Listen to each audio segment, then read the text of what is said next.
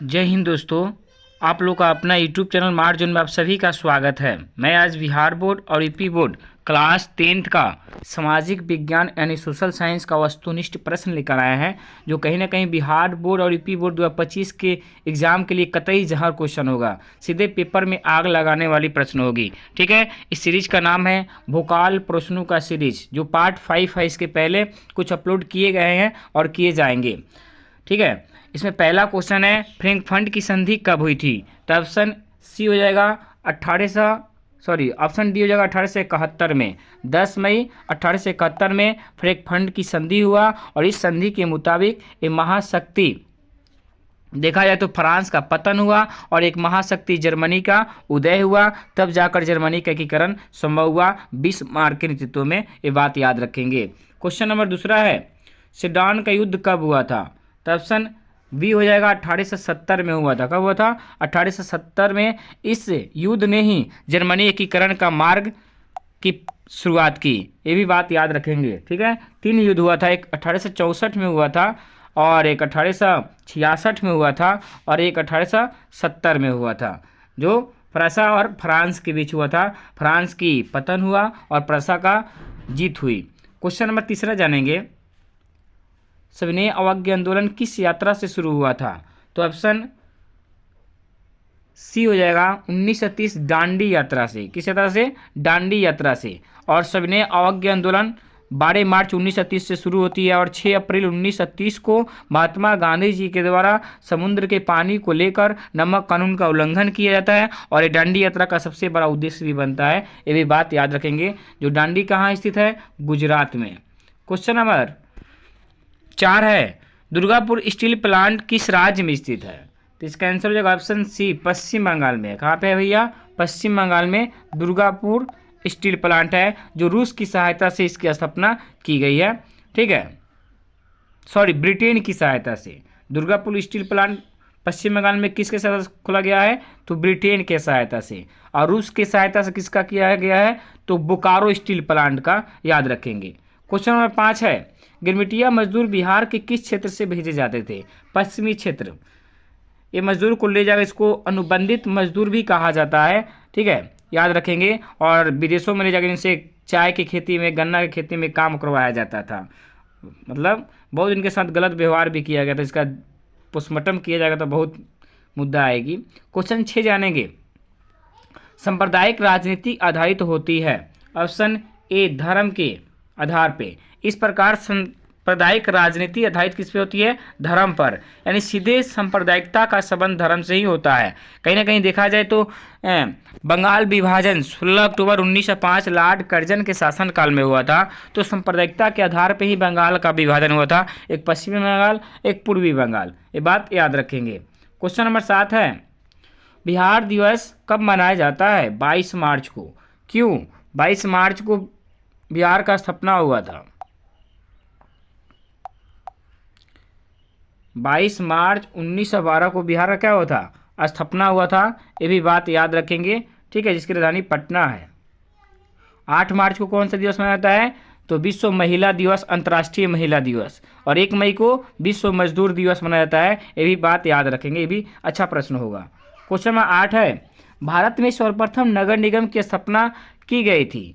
तो मद्रास, यानी इसका आंसर होगा चेन्नई। कहीं पे ऑप्शन मद्रास दे तो हम मद्रास को ही टिक करेंगे। यहाँ ऑप्शन चेन्नई है तो चेन्नई भी सही है। ये भी बात याद रखेंगे। ये 1687 से 88 में किया गया था। और इसका चुनाव कौन करवाता है पंचायत का?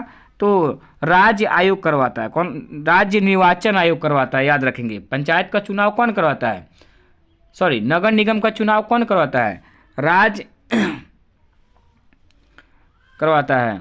अगला क्वेश्चन है 9 नंबर पंचायत का चुनाव कौन करवाता है? तो ऑप्शन सी हो जाएगा राज्य चुनाव आयोग करवाता है। ठीक है, याद रखेंगे पंचायत का चुनाव यही करवाता है। क्वेश्चन नंबर इसका कार्यकाल 5 वर्षों का होता है।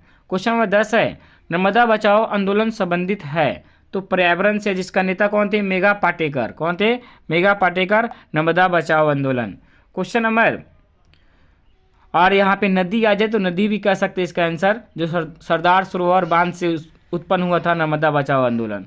क्वेश्चन नंबर 11 है भारत में योजना आयोग का गठन कब किया गया था? 15 मार्च 1950। ठीक है, याद रखें। इसका अध्यक्ष कौन होते हैं? प्रधानमंत्री होते हैं। लेकिन इसका नाम 2014 के लास्ट में चेंज किया गया। और देखा जाए तो 1 जनवरी 2015 को नीति आयोग का स्थापना किया गया। जो नीति आयोग का अध्यक्ष कौन होते हैं? प्रधानमंत्री ही होते हैं। ठीक है, याद रखेंगे। और योजना आयोग का प्रथम अध्यक्ष कौन थे? पंडित जवाहरलाल नेहरू। अभी कौन है नीति आयोग अध्यक्ष? माननीय देश के प्रधानमंत्री मोदी जी हैं, महोदय जी। क्वेश्चन नंबर 12 है, बिहार की प्रति व्यक्ति आय किस जिले का सर्वाधिक है? तो पटना का सर्वाधिक है भैया। ठीक है, कम किसका है? तो शिवहर का। ये भी बात याद रखेंगे, पर कैपिटा इनकम। और भारत के कहे तो भारत के किस राज्य का अधिक है? गोवा का। कम किसका है? बिहार का। क्वेश्चन नंबर 13 है, किस देश की राष्ट्रीय आय अधिक होती है वो देश डैश कहलाता है? विकसित देश कहलाता है। और जिसका कम होता है अविकसित देश कहलाता है। क्वेश्चन नंबर 14 है, शेयर बाजार नियामक संस्था है सेबी। कौन है भैया? सेबी। ऑप्शन ए हो जाएगा। इसकी स्थापना कब हुआ था? 1988 में हुआ था। और इसका मुख्यालय कहाँ है? मुंबई में है। क्वेश्चन नंबर 15 है, भारत का केंद्रीय बैंक कौन है? ऑप्शन ए हो जाएगा आरबीआई है। कौन है भैया? आरबीआई। इसका स्थापना कब हुआ था? 1 अप्रैल 1935 में हुआ था।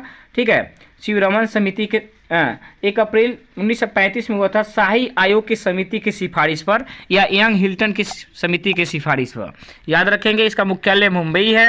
आरबीआई का पहला मुख्यालय कोलकाता था। 1937 में इसका मुख्यालय मुंबई किया गया। ठीक है, और वर्तमान गवर्नर कौन है? तो हाल ही में संजय मल्होत्रा आरबीआई के गवर्नर बने हैं। इसके पहले कौन थे? शक्तिकांत दास थे।